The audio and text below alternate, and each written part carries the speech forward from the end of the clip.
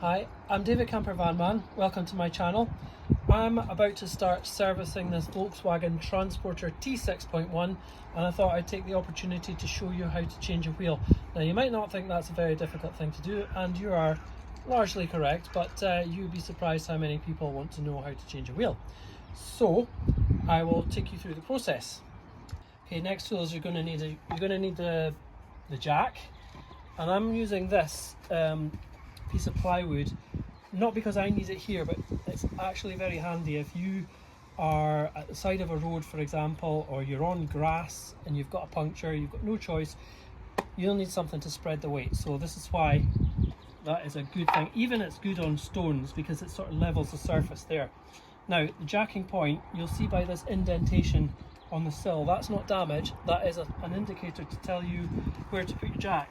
Now there is a little piece of chassis there. So here's the vehicle structure, which is strong enough for you to put the jack on. Okay, so I'm going to start to crank the jack up before I place it on the ground, and then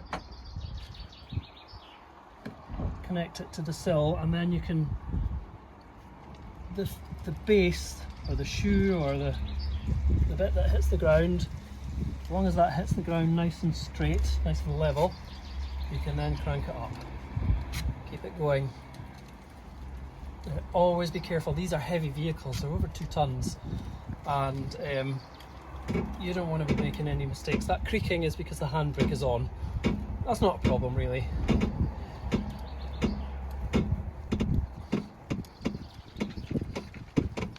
You're always better when you're on level ground as well. There's a slight slope here, so we want to do that until the wheel is not touching the ground. And for safety, I'm going to put an axle stand under the front subframe. Okay, so pop the axle stand on the subframe, and you might get lucky. See, I think I've got lucky there. I don't need to go and jack that up again. Now you can leave it on the jack if you like, because it's so close to the subframe there. You're just making sure it doesn't collapse on you, and then you can get your wheel off. So we did start taking the wheel bolts off in a previous take, but I'll tell you this, the tool that I was using was slightly worn and it kept jumping off, so that's why I went and got the new one. So now you'll be ready to take your wheel nuts or bolts off. These are bolts, so just spin it off, and for speed I'll just take the rest off with the gun.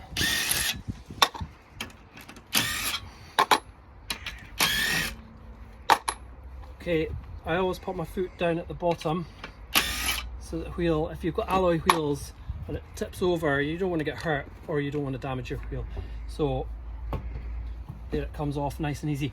Now again, if you've got alloy wheels, this is a steel wheel, quite often the alloy corrodes onto the rotor there, and you might need to get a hammer, preferably a big strong rubber mallet or a hammer with a piece of wood, to thump the wheel from the inside.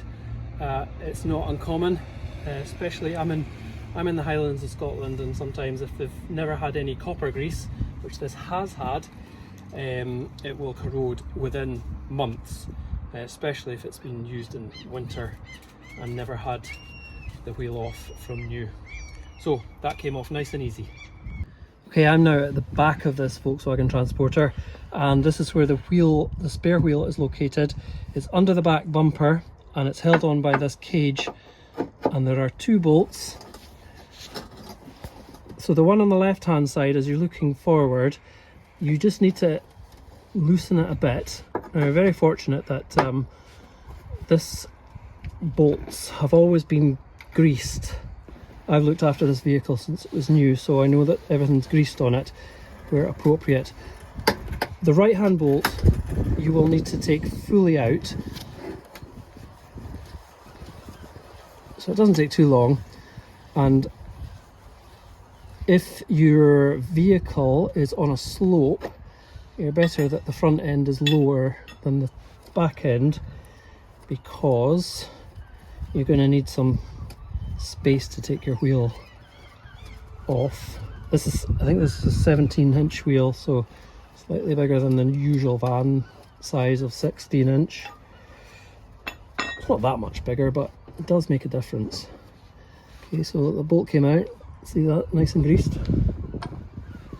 I would always recommend that you know that that's greased. And actually, this is a good thing to do on a service anyway. So you're going to need your leg here, usually. So you push that cage up and you slide it towards the driver's side, or the right hand side if you're overseas, and then that comes off, comes down I should say, and then you can pull the spare wheel out. So in the meantime, I'm just going to put this cage back up till the service is complete on this van. So push that up there and push it to the side, and then just pop your securing bolt in for the meantime. Okay, so I'm just going to put the original wheel back on. We'll just pretend that this is the spare wheel in the meantime, and it's quite handy to know a couple of little tips there. So remember, I put my foot at the bottom of the wheel, and that keeps it from falling down. And I tend to always go for the bottom bolt, and then you don't have to have your hands doing two different things at the time.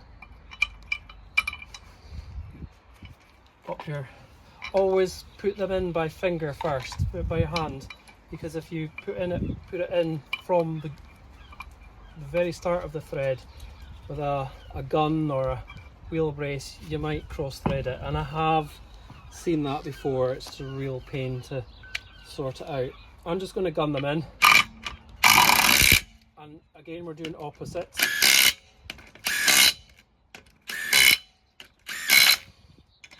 There we are. And then we can take your axle stand out and take your jack all the way back down, and then to tighten the wheels, if you have access to a torque, you can go 180 Newton meters. That's the correct torque for these wheels.